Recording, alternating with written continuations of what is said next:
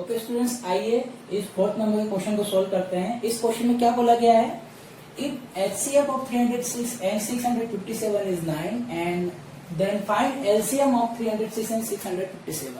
आपको यहाँ पर दो नंबर्स का HCF गिवन है, आपको उन्हीं दो नंबर्स का LCM फाइंड करना है। तो इस क्वेश्चन को हम कैसे सोल्व करेंगे स्टूडेंट, ये क्वेश्चन काफी इजी है, आपको कुछ नहीं करना है। अभी जो हमने रिलेशन को समझा था LCM into HCF equal to product of two numbers, बस उसी रिलेशन को आपको फॉलो करना है और आप इजीली इस LCM को गेन कर पाएंगे। Okay,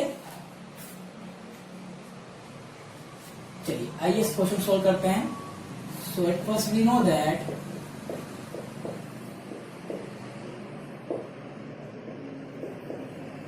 LCM of 306 and 657 is into HCF of 306 and 657 is equal to this। ये हम जानते हैं। ओके, चलिए LCM की वैल्यू तो हमको फाइंड करनी है, इसको हम एज इट इज लिख देते हैं।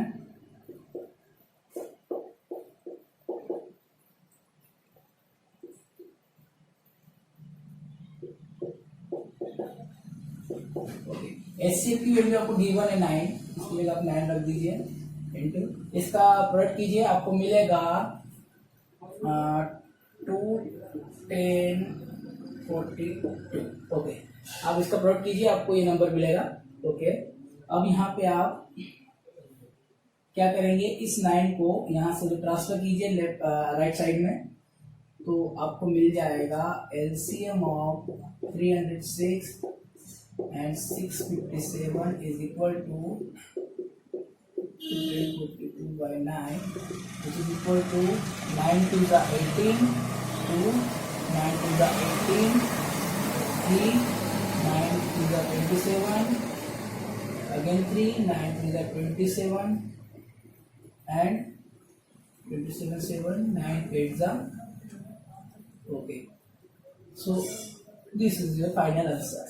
Okay student, it's very easy question, note down कर लीजिए। ओके स्टूडेंट्स, आइए एक और इंटरेस्टिंग क्वेश्चन को सॉल्व करते हैं। तो क्वेश्चन है, check whether 6 to the power n can end with the digit 0 for any natural number. For any natural number, question क्या बोल रहा है कि हम 6 की पावर n की जगह पर कोई सा भी नेचुरल नंबर रख दे, तो क्या कोई ऐसा नेचुरल नंबर होगा जिसको यहाँ पर रखने पर जो नंबर आएगा उसके लास्ट में मतलब यूनिट प्लेस पे 0 आ जाए, यह हमें चेक करना है। क्वेश्चन को एक बार फिर समझिए।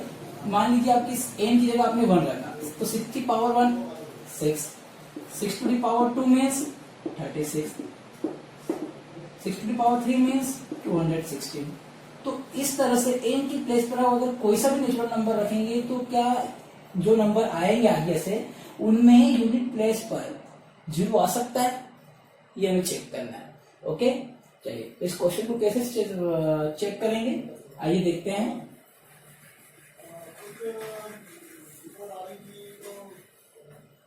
Okay,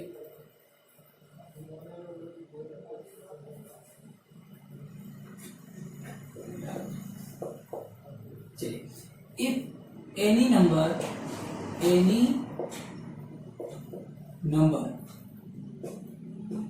ends, if any number ends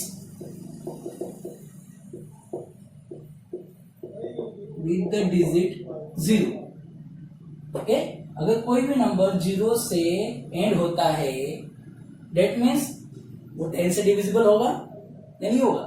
कोई भी नंबर अगर इसके लास्ट में 0 आ रहा है तो ये तो क्लियर ऑब्वियस सी बात है कि वो 10 से डिविजिबल होता ही है ना, हम जानते हैं अच्छे से। So if any number ends with the digit 0, then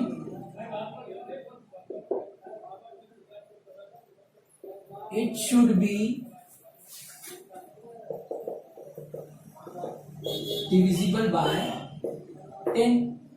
okay, आप देख सकते हैं कोई सा भी नंबर ले लीजिए, जैसे मैंने लिखा 220 या फिर 340 या फिर कोई सा भी नंबर ले लो जिसके लास्ट में 0 आता है, तो ये 10 से डिविजिबल होता है, इनको आप 10 से कंप्लीटली डिवाइड कर सकते हैं। ओके, ओके, और अगर वो 10 से डिवाइड होता है डेट मीन्स वो 2 और 5 से भी डिविजिबल होगा ही नहीं होगा, क्योंकि 2 और 5 जो है वो 10 के फैक्टर्स होते हैं।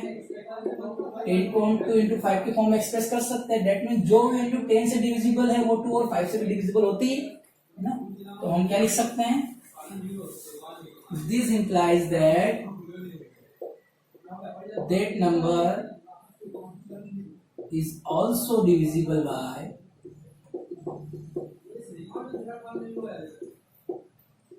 2 and 5। ओके, होगा या नहीं होगा? कोस होगा। Okay, now prime factorization of 6 to the power n। 6 to the power n का प्राइम फैक्टराइजेशन करके देखिए क्या मिलता है आपको। आप देखोगे आपको मिलेगा यहाँ पे 2 into 3 to the power n, ये मिलेगा। 6 to the power n को आप ये लिख सकते हैं, बिल्कुल लिख सकते हैं। अब एक चीज नोटिस कीजिए, यहाँ पर आपके पास 2 और 3 है, मतलब 6 के जो प्राइम फैक्टराइजेशन है, 6 का जो प्राइम फैक्टराइजेशन है उसके अंदर आपको फैक्टर के फॉर्म में केवल 2 और 3 मिल रहे हैं, 5 नहीं मिल रहा है, 5 नहीं मिल रहा है। इसका मतलब जो भी आप नेचुरल नंबर या कुछ भी रख दो वो 5 से डिविजिबल है ही नहीं।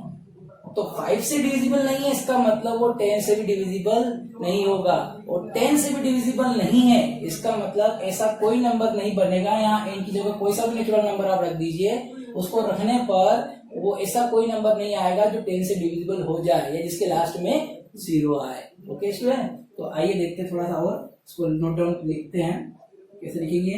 Now prime factorization of 6 to the power n, it can be observed, it can be observed that 5 is not in prime factorization of 6 to the power n।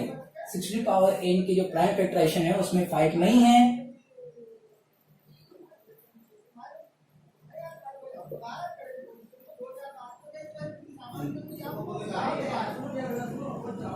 So 6 to the power n is not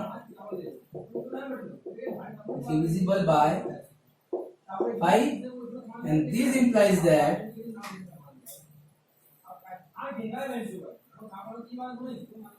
this implies that 6 to the power n is not is also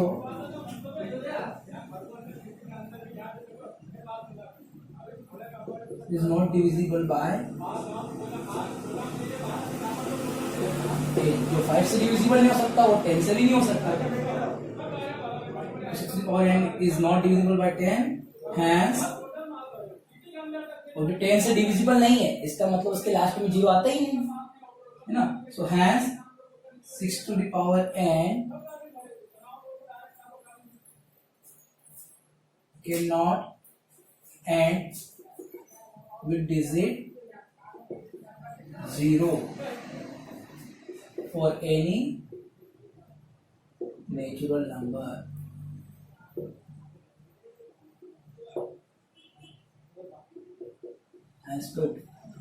okay student, तो इस तरह से आप इस question को prove कर सकते हैं। आई होप आपको समझ में आया होगा। एक बार फिर से समझते हैं इसको। कोई सा भी नेचुरल नंबर जो 0 से ऐड होता है, मतलब इसकी यूनिट प्लेस पे 0 होता है, दैट मीन्स वो नंबर हमेशा ही 10 से डिविजिबल तो होगा ही होगा। और 10 से डिविजिबल इसका मतलब 2 और 5 से भी डिविजिबल होगा।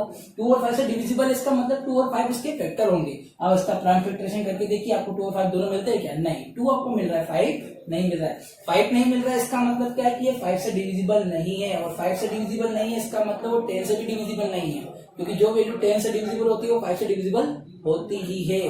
तो अगर 5 से ही डिवाइड नहीं हो रहा है तो 10 से कैसे होगा? ओके, तो 10 से भी डिवाइड नहीं होगा, 10 से डिवाइड नहीं होगा इसका मतलब लास्ट में 0 आ ही नहीं रहा है। तो यहाँ पे कोई सा भी नेचुरल नंबर रख दीजिए, आपको लास्ट में 0 नहीं मिलेगा। स्टूडेंट्स,